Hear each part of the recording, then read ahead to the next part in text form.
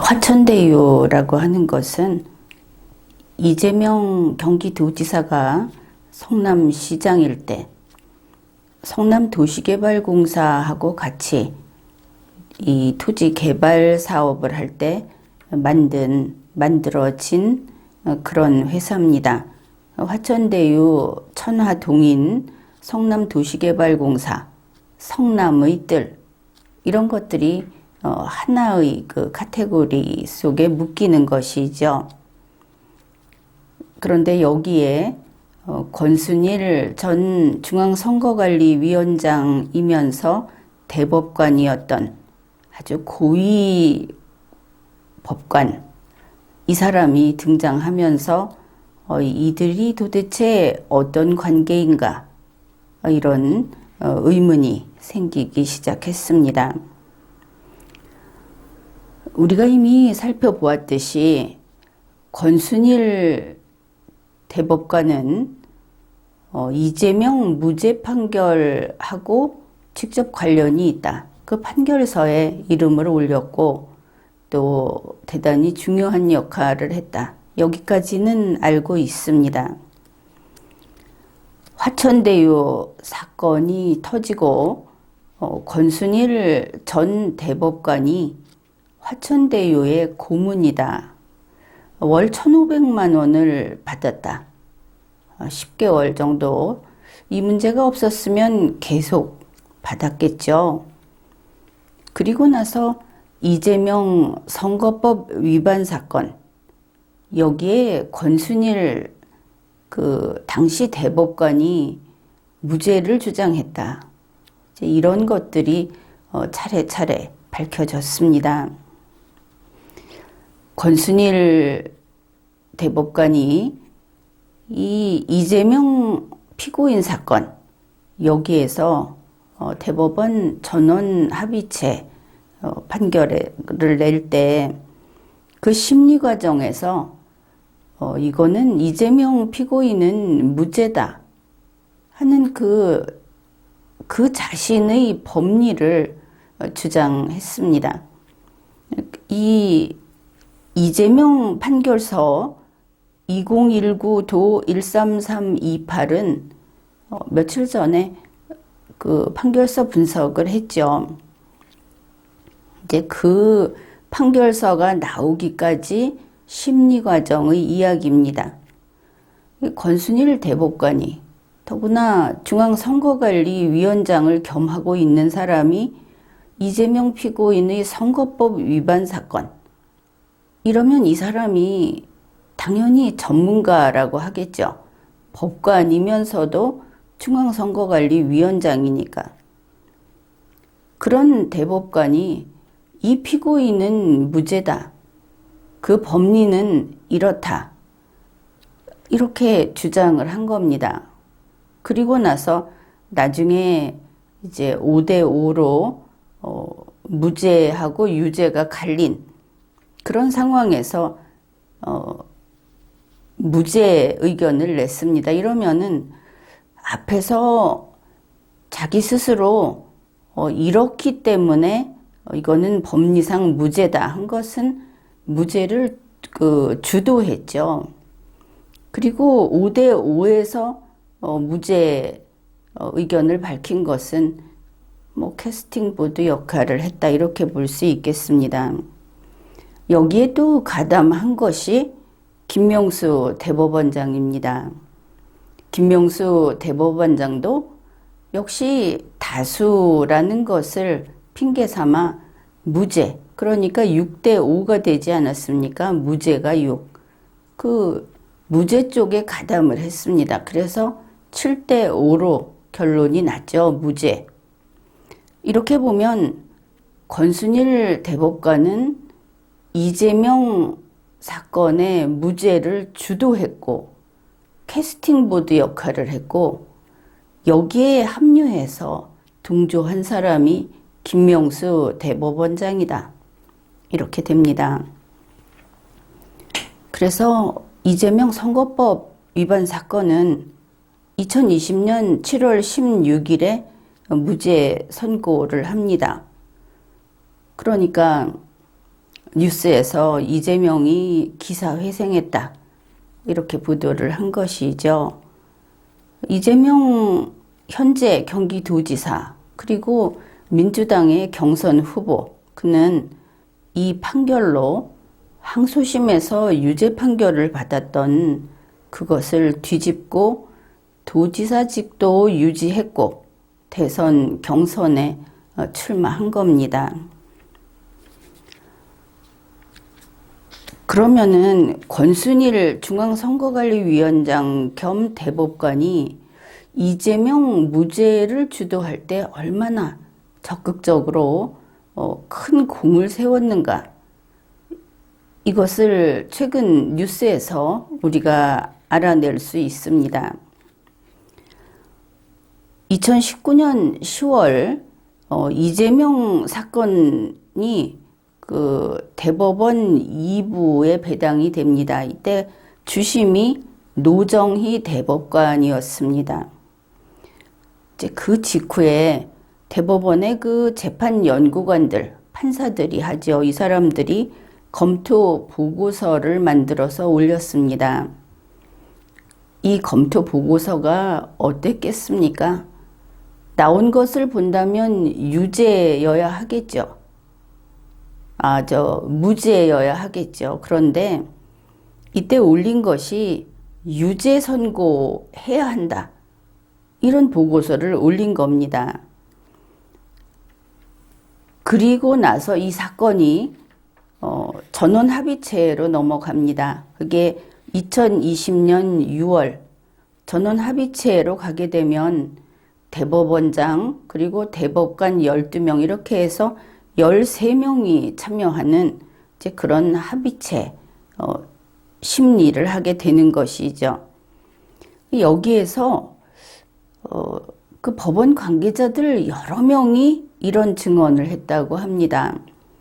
권순일 대법관이 한 3개, 4개 되는 이재명 무죄 논리를 펴면서 그 무죄로 이끌려고 노력을 했다. 이것은 지난번 판결서 분석을 하면서도 참 어이가 없는 그런 논리들이 많았는데 바로 그것이라고 생각이 됩니다. 그리고 나서 이렇게 주장을 하니까 권순일 대법관을 비롯해서 일부가 이제 무죄 의견을 보이기 시작했다. 처음에는 이 대법원 재판연구관들이 유죄 의견으로 보고서를 낼 정도였다. 이건 뭐 논란의 여지가 없다. 그 항소심의 유죄 판결이 맞다. 이게 권순일 대법관으로 해서 바뀌기 시작한 것을 알 수 있죠. 거기 동조한 사람도 몇이 있다고 하고. 그러고 나서 대법원 재판연구관들이 검토보고서를 새로 써서 올렸답니다. 이번에는 무죄 선고, 그러니 파기환송해야 한다 하는 보고서를 새로 써서 올렸다. 그러면은 권순일 대법관이 주장한 무죄의 논거 가운데 한 가지 좀 그냥 보기에도 하도 그 코미디 같아서 이거를 소개합니다. 권순일 대법관이 이랬답니다. 주요 선진국 법의 영문판을 봐도 허위사실 공표죄의 공표라고 하는 것은 퍼블리시, 출판하다, 이 퍼블리시로 표기돼 있다. 선거 출판물이 아닌 텔레비전 토론 발언은 아예 공포죄가 될 수 없다. 그리고 이 내용이 이재명 무죄 판결문에 들어갔다 하는 것이죠. 그러면 권순일 대법관은 출판, 인쇄해서 내보내는 것이 아닌 말로 하는 것은 절대 허위사실 공표죄가 될 수 없다는 그런 주장을 한 것이죠. 잘 모르겠지만 그의 그 평생 법관 생활에 나온 자기가 한 그 판결을 찾아봤을 때 허위 사실을 공표했다 하는 거를 이렇게 판단하지 않은 것들이 있을 것 같지 않습니까? 권순일 중앙선거관리위원장 겸 대법관, 그는 화천대유의 고문으로 가고 연봉 2억 원을 받기로 했다. 화천대유 소유주가 그렇게 밝혔습니다. 그런데 여기에 대해서, 그러니까 왜 화천대유로 갔는가, 이렇게 문제가 생긴 뒤의 일이죠. 그러니까 권순일 화천대유 고문이 이렇게 밝혔습니다. 친분이 있던 언론인, 그러니까 미리 아주 친했다는 것이죠. 그 친분이 있던 언론인 김 씨에게서, 근데 이 김 씨는 김만배 화천대유 소유주, 그리고 동시에 이 사람을 왜 언론인이라고 했을까? 그 부분은 바로 이렇습니다. 김만배 씨는 머니투데이의 부국장이기 때문에 언론인이라고 한 것이죠. 그 두 개의 그 직책이 있는 김만배 씨가 회사의 고문으로 위촉하겠다, 이렇게 제안을 해서 권순일 씨는 이게 공직자윤리법이나 김영란법에 문제가 없는지 확인까지 하고 받아들였다, 이렇게 밝혔습니다. 그것이 문제가 없는지 있는지는 따져봐야 하겠죠. 그러면 이렇게 되면 이재명 성남시장일 때 성남시에서 했던 그 사업, 그 회사, 거기에 그 대주주 김만배 씨가 권순일 대법관과 아는 사이였고, 권순일 대법관이 이재명 도지사를 죽은 사람을 살려주는 정도로 큰 그런 은혜를 그에게 베풀었고, 그런데 권순일 대법관이 이 화천대유의 고문으로 가게 됐다. 이러면 국민은 화천대유하고 이재명의 관계를 알고 있는데, 권순일은 그러면은 어떤 관계인가? 이재명과 어떤 관계인가? 화천대유는 정말 누구 건가? 이런 의문이 생길 겁니다. 그리고 또 알려진 사실이 있죠. 화천대유 소유주인 이 김만배 씨가 이재명 재판, 이재명 씨가 기사회생했다는 그 재판을 전후해서 권순일 대법관을 8번이나 찾아갔다, 이런 뉴스가 나왔습니다. 이 김만배 씨는 화천대유의 소유주고, 화천대유는 이재명 성남시장의 그 개발사업 시행사고, 그리고 이재명 피고인에게 그렇게 몸소 나서서 무죄 판결을 하고, 자기가 따지면 이걸 표를 던져서 유죄 무죄를 정한다고 하면 직접 거기에 참가해서 무죄라는 표를 던졌고, 이런 사람이 중앙선거관리위원장이면서 대법관을 겸하고 있던 권순일이다. 게다가 그 이재명 재판이 진행되는 동안에 김만배가 대법원에 8번 찾아갔다, 이런 뉴스까지 이제 나온 겁니다. 날짜까지 다 확인을 했죠. 이게 이제 국정감사 과정에서 나왔습니다. 2019년 7월 16일, 9월 19일, 2020년 3월 5일, 5월 8일, 5월 26일, 2020년 6월 9일, 6월 15일, 7월 16일 무렵에 2번, 이래서 도합 8번을 갔다. 이제 7월 16일은 이재명 피고인 무죄 판결이 나온 날이고 2020년 9월 8일은 권순일 씨가 대법관에서 퇴임을 한 그런 날입니다.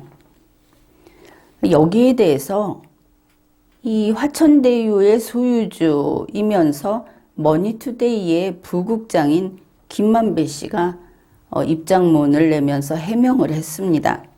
이것이 또 조선일보, 동아일보 여기에 보도가 됐죠. 김만배 씨의 이야기를 좀 들어봅시다. 권순일 대법관은 동향 지인이다.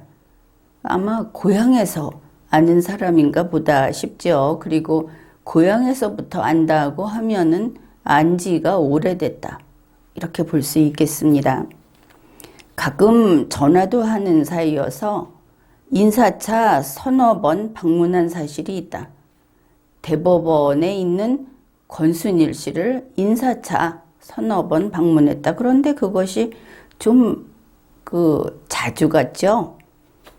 2020년 이재명 피고인 재판할 무렵에 집중적으로 갔으니까.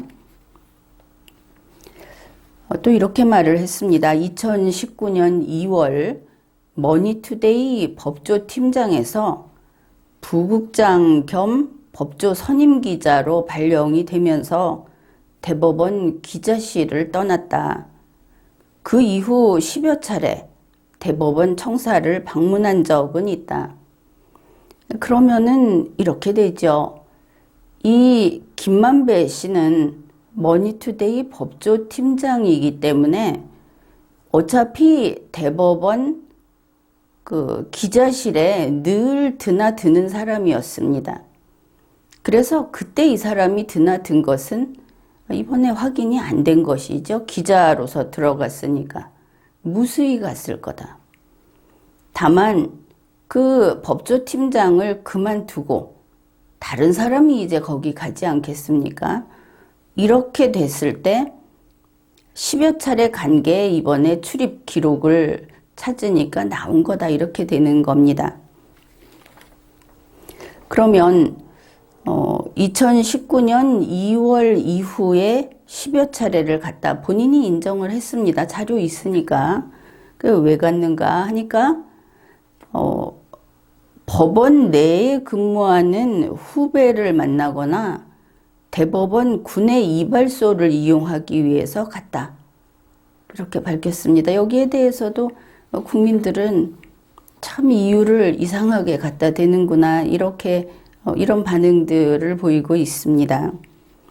일단 대법원에 자기 뒤를 이어서 근무하는 사람이 후배다. 이러니까 사적으로 후배인 모양이다. 안 그러면 부하라고 해야 하겠죠. 직위가 다르니까. 그래서 그 사람이 후배구나. 이것을 알 수 있고, 이 김만배 씨가 그 대법원 기자실에서 만약에 늘 지냈다.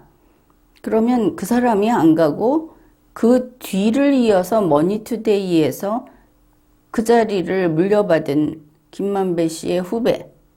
그 사람은 바로 머니투데이의 배성준 법조팀장이다. 이것을 알 수 있습니다.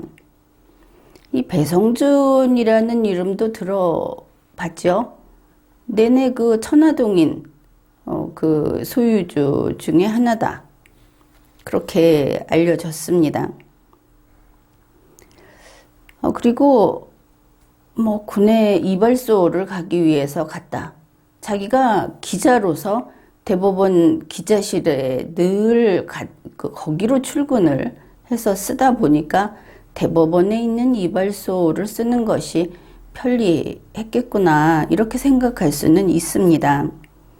그런데 10월 1일 대법원의 국정감사에서 국민의힘 소속 전주회 의원이 이렇게 밝혔습니다. 이 출입 기록도 역시 전주회 의원이 요청해서 받은 것이죠. 이상하게도 권순일 대법관이 퇴임한 9월 이후에는 김만배 씨가 한 번도 대법원을 방문했다는 기록이 없다. 그것은 그럴 것이 배성준 법조팀장, 머니투데이 법조팀장이 9월 17일에 그만뒀습니다. 이 사람도 천화동인 소유주라는 것이 방송으로 나오고 하면서 이 머니투데이에서 퇴직을 한 것이죠. 물론 이러한 머니투데이의 관행을 보건대 다른 사람이 지금 대법원 기자실에 가서 또 똑같이 이런 식으로 드나들 수는 있을 것 같습니다. 김만배 씨는 대법원 출입 신고서에 왜 그러면 이발소 가고 후배 만나러 가고 하는데 권순일 대법관을 만나러 간다고 그 이름을 썼는가? 이렇게 물으니까 이 설명도 앞뒤가 맞지를 않습니다. 출입 신고서에 법조팀장 이름을 적으면 이 법조팀장, 배성준 법조팀장이 출입구까지 나를 데리러 와야 하는 불편함이 있어서 이 후배가 불편한 것을 그게 참 안타까워서 편의상 권순일 대법관을 방문한다고 적은데 불과하다. 그리고 보면은 권순일이라는 사람이 김만배 씨의 입장에서는 얼마나 하찮은 인간인가 하는 것이 드러나죠. 이렇게 그냥 핑곗거리로 어디 남보기 부끄러운 데다 이름을 남긴다든지 귀찮아서 대신 대용거리로 적을 때 권순일이라는 이름을 쓰는구나. 그러면 권순일 대법관은 도대체 무슨 잘못을 많이 해서 김만배 씨에게 이렇게 코를 꿰었나? 이런 대우밖에 못 받는 것인가? 김만배 씨의 말이 사실이라고 할 때 이렇게 생각을 하게 됩니다. 이렇게 변명을 했는데 여기에 대해서 조선일보, 동아일보 측에서 그것은 좀 믿기 어렵다 하면서 이의 제기를 했습니다. 왜냐하면 대법원 청사에 외부인이 들어가고자 할 때는 그 출입 신고서에 가령 권순일 대법관을 보러 간다 하면 그 사무실 번호를 기재하고 보안 직원이 권순일 대법관 비서실에 연락을 해서 김만배 씨하고 약속이 있는지를 확인한다고 하는 겁니다. 그렇다면 또 한 가지를 생각할 수 있죠. 이렇게 권순일 대법관이라고 쓰면 거기에 전화를 하면 비서실에서 김만배 씨를 다 알고 있구나. 그저 전화 오면은 그렇다 들여보내라 해서 통과를 시켜줬구나.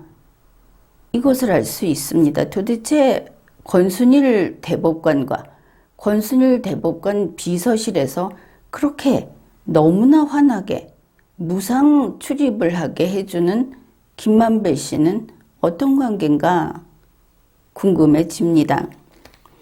여기에 대해서 김만배 씨 측에서 다시 해명을 하기를 권순일 대법관과 만나기로 하고 그렇게 들어갔지만 약속을 못 지키고 대법원 내에 이발소 등에 간 것이다. 보도된 내용이 정확하게 이렇습니다. 약속을 못 지키고. 그러면 김만배 씨가 권순일 대법관과 만나기로 약속을 해서 그렇다고 확인까지 하고 대법원 청사에 일단 들어간 다음에 거기를 안 가고 권순일과의 약속을 깨뜨리고 이발소로 가버렸구나. 도대체 권순일은 얼마나 천덕꾸러기인가? 이 부분도 역시 의문이 많은 채로 납득이 안 되는 그런 해명입니다. 지금까지 내용을 봤을 때 김만배 씨와 배성준 씨는 머니투데이의 법조팀장이었습니다. 그리고 머니투데이의 법조팀장은 대법원을 드나들고 대법원에서 늘 지냈던 것인가, 거기서 근무를 했던 것인가, 이제 이게 또 하나의 의문점입니다. 김만배 씨가 머니투데이의 법조팀장이 된 것은 2004년 6월입니다. 그때부터 2019년 2월까지 계속 머니투데이의 법조팀장이었다고 합니다. 아주 장기간. 그러면 2004년 6월부터 2019년 2월까지 김만배 법조팀장은 대법원 기자실에서 근무를 했다. 이것을 알 수 있죠. 그리고 2019년 2월 이후부터 지금까지, 그러니까 9월 17일에 그만뒀으니까 지금이라기보다는 2021년 9월 17일까지는 머니투데이의 배성준 법조팀장이 대법원 기자실에서 상주했다. 왜냐하면 이 사람을 보러 거기로 가야 했다는 것은 그 사람의 근무지가 거기인 것을 알 수 있죠. 그런데 이렇게 이어지는 머니투데이의 법조팀장이 대법원 기자실에서 있었다고 하는 이 긴 세월 중에 2019년 2월 18일부터 2020년 9월 8일 정도로 하면 되겠죠. 권순일 씨가 그만둔 그때까지 김만배 씨가 배성준 씨를 만나러 대법원에 10번 갔다. 그 중에 한 서너 번은 권순일 대법관을 만나기도 했다. 이렇게 정리를 할 수 있겠습니다. 그런데 참 이상하죠. 김만배 씨하고 배성준 씨하고 둘 다 그들의 직장은 머니투데이입니다. 물론 김만배 씨는 화천대유, 또 배성준 씨는 천화동인, 이런 데도 또 있지만, 게다가 김만배 씨는 배성준 씨의 상관입니다. 밖에서는 학교에서는 선배인 것 같죠. 상관이 부하를 만나러 그냥 머니투데이에서 만나면 되지 않습니까? 직장이니까. 그런데 그것이 아니라 상관이 부하를 만나러 대법원까지 간 겁니다. 또 배성준 법조팀장을 만나러 대법원으로 당연히 가야 한다는 것으로 그런 식으로 말을 했기 때문에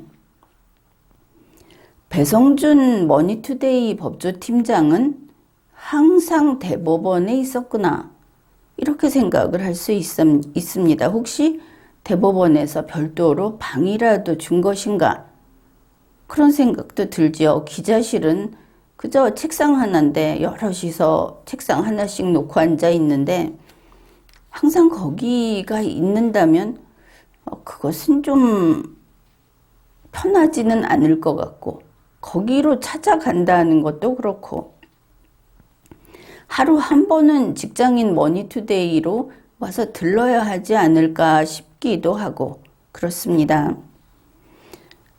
이러고 보면 머니투데이에는 법조팀장이 있을 그런 방이 없는 것일까? 머니투데이 사무실은 홀로그램이었던 것인가? 그래서 대법원으로 법조팀장이 일을 할 수 있는 책상이 있는 대법원으로 찾아갔던 것인가?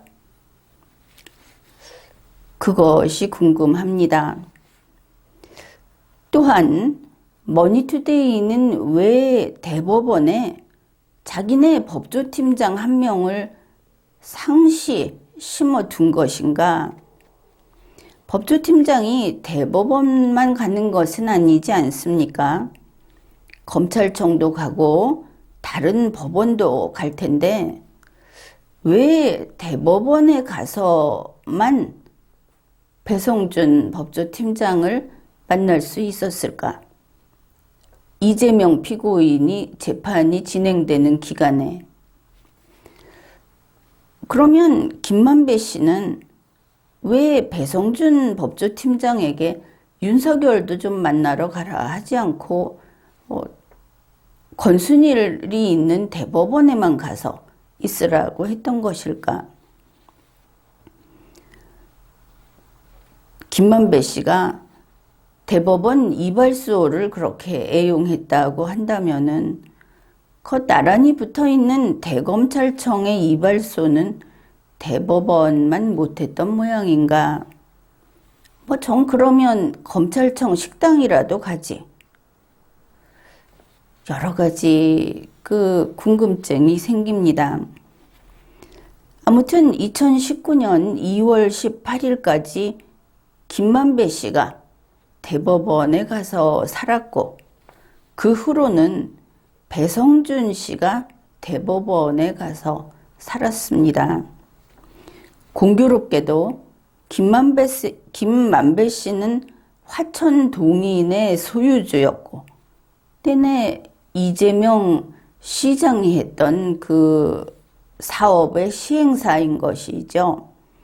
배성준 씨는 천화동인 7호의 소유주였습니다. 10번 중 8번 찾아간 것이 공교롭게도 이재명 무죄 나온 그 사건이, 그 재판이 진행 중일 때였습니다. 그러면 머니투데이의 김만배 법조팀장, 배성준 법조팀장은 이 사람들이 이렇게 대를 이어서 법조팀장을 했던 동안인 2004년 6월부터 2019년 2월 18일이 일대, 그 다음에 이어서 그때부터 2021년 9월 17일까지 대법원에서 상주한 셈이구나. 그렇게 볼 수 있겠죠. 그렇다면 이번에 국정감사에서 8번 갔다 하는 그것이 문제가 아니고, 그냥 대법원에 상주하면서 매일이라도 권순일 대법관, 김명수 대법원장, 또 다른 힘 있는 사람들을 만날 수 있었을 것이다 싶습니다. 그러니 누구와 언제 만났는지 다 밝혀야 하겠죠.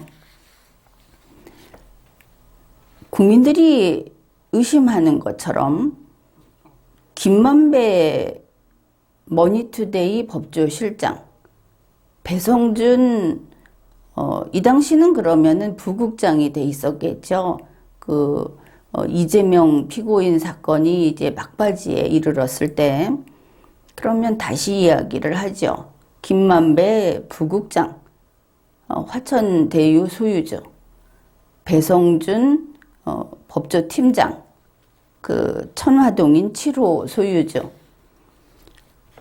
이 사람들이 대법원에 상주하고 한 명은 찾아오고 이러면서 이재명 피고인 사건, 무죄 사건이 나올 때 권순일 대법관하고 그렇게 이름만 대면 문을 열어주는 관계로 그렇게 지냈다. 그래서 국민들은 이게 재판 거래 아니냐, 권순일 대법관의 그 행태도 심히 의심스럽고 이례적이고 이런 생각을 합니다.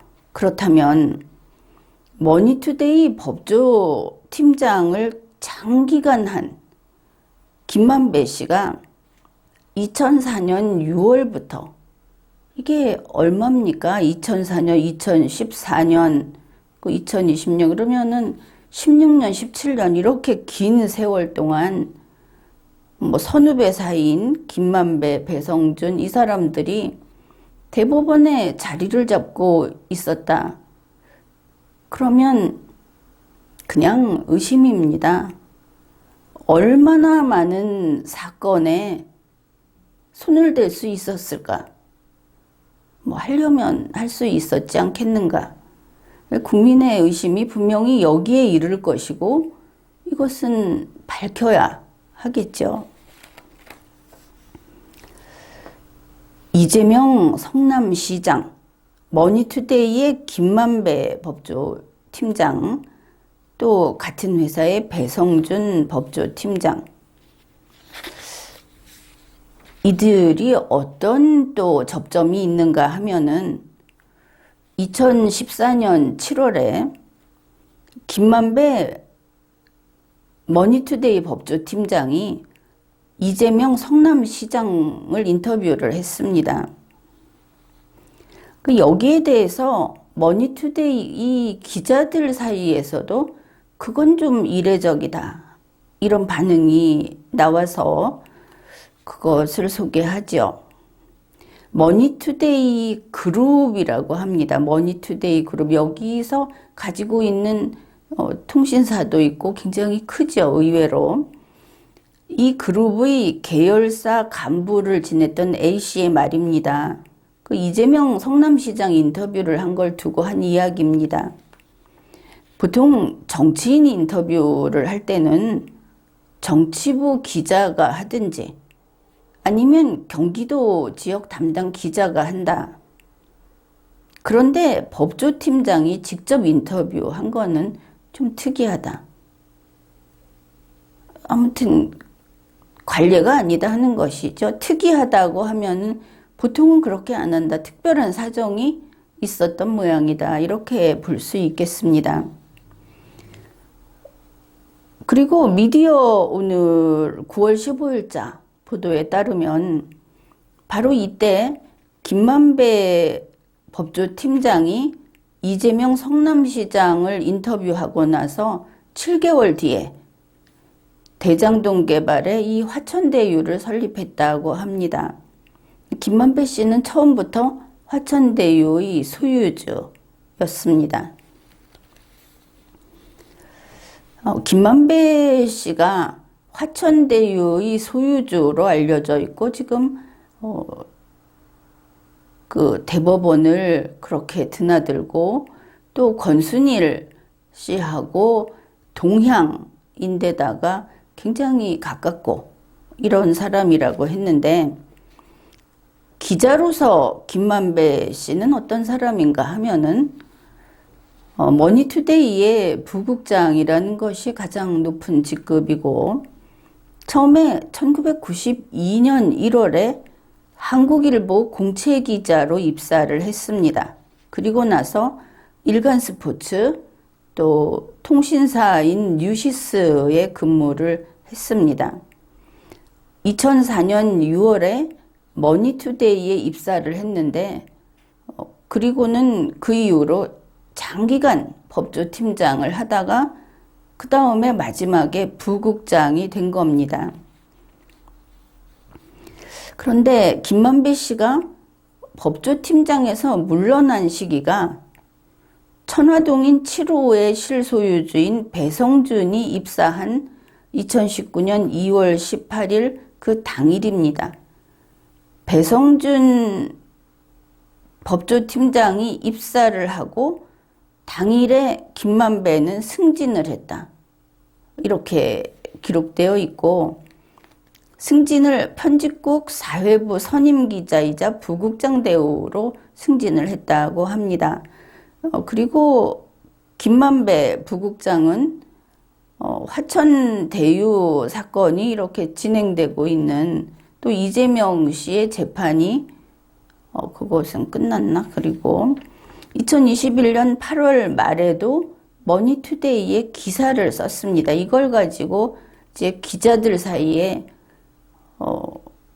기자 윤리에 반한다, 이제 이런 이야기도 하고 있습니다. 왜냐하면 이 사람이 화천대유 소유주로서 활동을 하면서 기자의 일을 겸하고 있었다는 것이죠.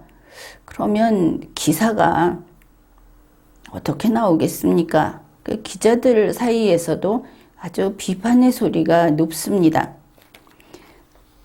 이것을 지적을 하니까 이게 이제 회사 차원의 어떤 부정인가, 이런 시각도 있죠.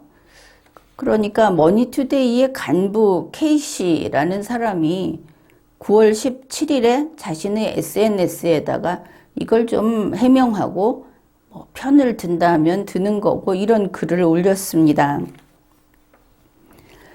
김만배 부국장이 그 화천대유 소유주, 기자이면서 소유주라는 데 대해서 그 화천대유에 근무하는 그 소유주가 되는 것은 영리를 위해서 다른 직무를 겸업한 게 아니다. 돈을 벌기 위해서 겸업한 게 아니고 그냥 주주 자리에 있었던 것뿐이다. 화천대유에서 어마어마하게 돈을 벌었는데도 이런 해명이 나오는 겁니다. 팔이 안으로 굽는 것은 악입니다. 어떤 경우든. 이 간부 K씨가 그 진상을 몰랐는지는 모르지만 우리 국민은 어느 누구라도 절대 자기가 호의를 갖고 있고 자기하고 같은 직장, 뭔가 같은 연결할 수 있는 게 있다고 해서 거기에 편을 드는 짓은 절대 하지 않아야 하는 겁니다. 이 사람이 지금 무슨 소리를 한 겁니까? 영리를 위해서 일한 게 아니라니. 영리도 보통 영리입니까, 이게? 이 K씨가 그렇게 말을 합니다. 김만배 부국장은 2004년에 입사한 후에 법조팀장으로 계속 근무해왔다. 장기간 법조팀장을 맡아왔고, 여기 변명이 참 묘합니다. 2019년 2월 18일에 건강이 악화돼서 일선에서 물러나고 싶다고 본인이 요청을 해서 그래서 취재 현장에서 물러나고 배성준 법조팀장을 그 자리로 앉혔다는 겁니다. 건강이 악화돼서. 아무튼 2019년 2월 18일 이 무렵에 화천대유나 하여튼 그런 회사들에게 모종의 어떤 변화가 있었다는 것은 알 수 있죠. 그런데 이 김만배 씨에 대한 태도가 좀 색다릅니다. 선임 기자로 되고 나서도 가끔 칼럼을 쓰는 정도였고, 머니투데이에서는 특별한 역할을 주문하지 않았고 예우 차원에서 부국장의 직을 유지하고 있었다. 그렇게 대단한 사람이었는가 싶죠. 직장에서, 신문사에서 이 사람이 별로 하는 일도 없고 그런데 예우 차원에서 부국장 자리를 유지시킨다고 한다면은 김만배 씨하고 머니투데이의 관계도 특별한 것인가? 그러면 김만배 법조팀장이 화천대유의 그 소유주이고 그가 대법원에 가서 그렇게 눌러앉아 지내면서 했던 그런 것들이 머니투데이와도 관계가 있는 것인가 하는 세간의 눈길은 어느 정도는 정당성이 있다 이렇게 봅니다. 이래놓고 이 내용이 미디어 오늘에서 기사로 나가니까 같은 K씨가 9월 24일에 이런 연락을 했답니다. 그게 또 더 안 좋은 것이죠. 자기가 이렇게 9월 17일에 쓴 글은 자기 개인의 생각이 아니고 회사 내부의 확인과 공감대를 거쳐서 정리한 것이다 이렇게 알려왔다고 합니다. 그러면 머니투데이에서 김만배 부국장에 대해서 소위 방패막이를 하려고 했다. 이런 것도 생각할 수 있겠죠. 이 부분도 수사를 하면서 그 법원의 법조팀장을 상주시키고 내용상 그렇지 않습니까? 그리고 그 결과 판결에 관여한 그 관여한 사람을 또 회사에 데려가서 아주 큰 돈을 주고 데려가고 하는 이 과정에서 그 긴 세월 동안 머니투데이 법조팀장이 한 일이 무엇인가? 그래서 좀 밝혀야 할 부분이 많다고 봅니다.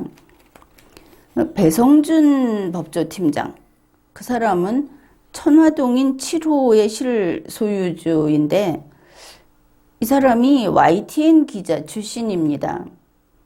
이 YTN이라든지 뉴시스, 그리고 머니투데이의 관계도 좀 찾아봐야 할 것이고, 이 두 사람이 법조팀장으로서 우리가 이제 그 권순일 대법관하고 이재명 피고인 이 판결 때문에 이렇게 관심을 갖게 되는데, 기자들이 도대체 이 사람들이 또 이 기업들이, 언론 기업들이 어디까지 재판과 관련이 돼 있는가, 그거 역시 상세히 살필 필요가 있다고 봅니다.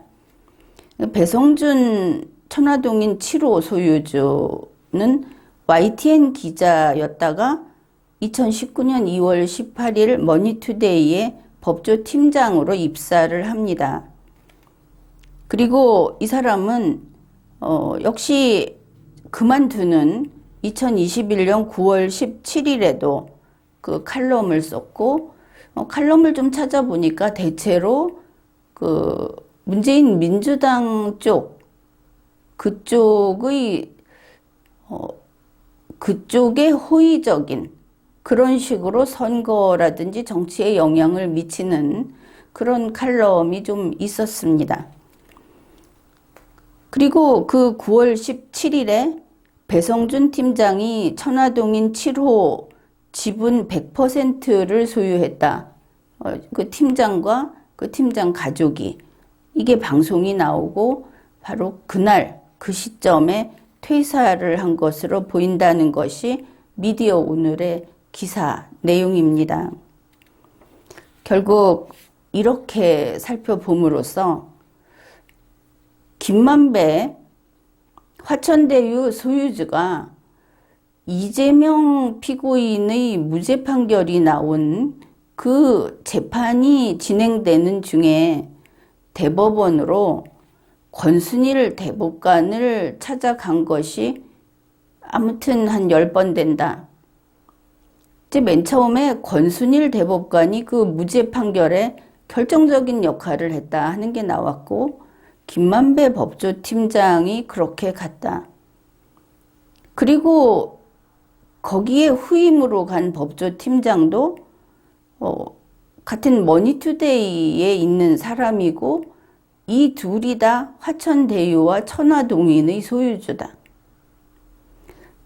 우리가 찾아보면 이 이재명 성남시장 당시에 이러한 개발 사업과 관련해서 법적 분쟁이 대단히 많았습니다.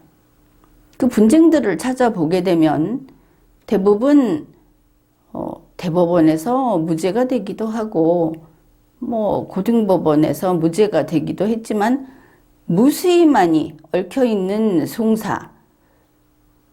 그런데 이 사람들이 법원에 가서 그렇게 있었다 하는 것은 심상치 않은 일이다, 이렇게 봅니다. 그래서 권순일 중앙선거관리위원장 겸 대법관, 그리고 이재명 성남시장이었던 현 경기도지사, 그리고 김만배 머니투데이의 법조팀장이었다가 부국장으로 끝을 낸 화천대유의 소유주, 다들 직함이 대단하죠. 배성준, 내내 천화동인 7호의 소유주면서 머니투데이의 법조팀장. 자, 이 사람들. 그리고 직위로 말하면은 이제 그 성남시, 성남시장, 성남도시개발공사, 그리고 이제 화천대유, 천화동인, 이런 것들이 어떤 관계인가. 이제 가장 중요한 것은 여러분이 의심하고 있듯이 이 재판 거래 부분, 제 겉으로 볼 때 상당히 그 신빙성이 있습니다. 이걸 제대로 수사해야 하고, 또 언론에서는 이것을 집중 취재를 하고, 국정감사 과정에서 저렇게 같이 밝히는 그런 노력들을 하고 있으니까 언론사도 그렇고 또 국민 여러분도 그렇고 이걸 밝히는데 집중해야 하겠다. 그렇게 봅니다. 지금까지 리걸마인드 연구소였습니다.